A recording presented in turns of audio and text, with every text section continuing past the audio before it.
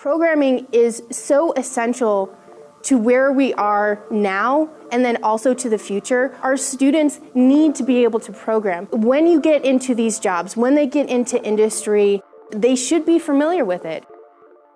With the Wolfram language, it's really nice for educators to see how powerful it is and be able to incorporate that into a social studies class, an English class, a math class. It's anywhere and everywhere. And so what we're really trying to do, and what I'm a part of, is to showcase the power of the Wolfram language, but not overwhelm teachers. We want to showcase what's possible, but not limit the creativity that is programming in the Wolfram language.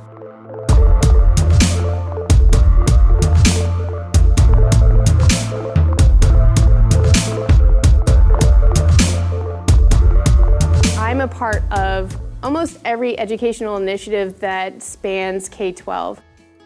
About 3 years ago, we had a meeting with Stephen Wolfram, and he said, I noticed that teachers and students in the high schools are really looking to get into programming, and we should do something with that. This began our long trek with the programming lab. How do we make a programming environment that's not too intimidating for a third grader and teachers who have never ever programmed before? How do we make it inviting, but also give them activities, things to try on their own, and not just giving them sort of a blank document to, sink or swim with?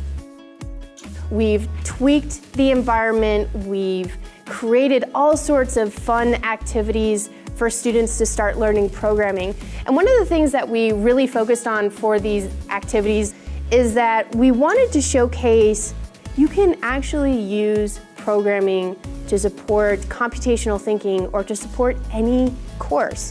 We have lots of activities in the English literature area, in the art and design areas as well. We also have really fun things for the students to do as well. The Ninja name generator.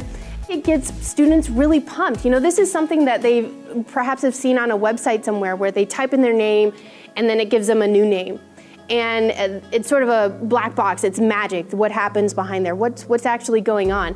And so with the programming lab, you actually get to see, okay, here's the code that you would use to create your own website, to create your own web form. But for students who have never programmed before, for teachers that are just getting into that area, it's extremely powerful. Look how much I can do with just a little bit of code. We have just had a complete blast with the programming lab, especially in the elementary and middle school areas. They just get totally blown away about some of the smaller things that you can do. It's just anything you could want to do, and showcasing the possibilities is really amazing.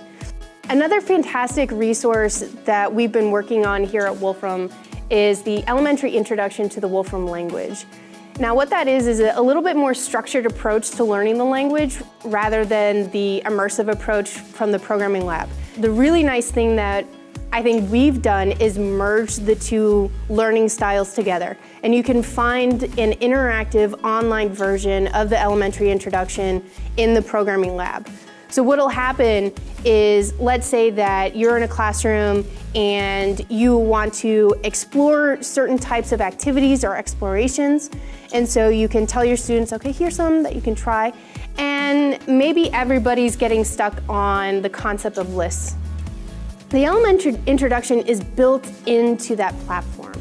You don't need to go someplace else. It's right there at your fingertips. And then there are actually exercises that are there for your students or for even you.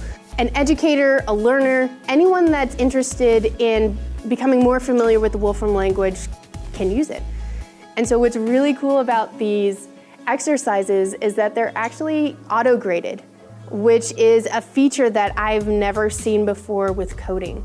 I don't need the teacher to be an expert. It does it for me. So if I'm a student and I type in my code, it says check answer, and it'll actually say if it's correct or not.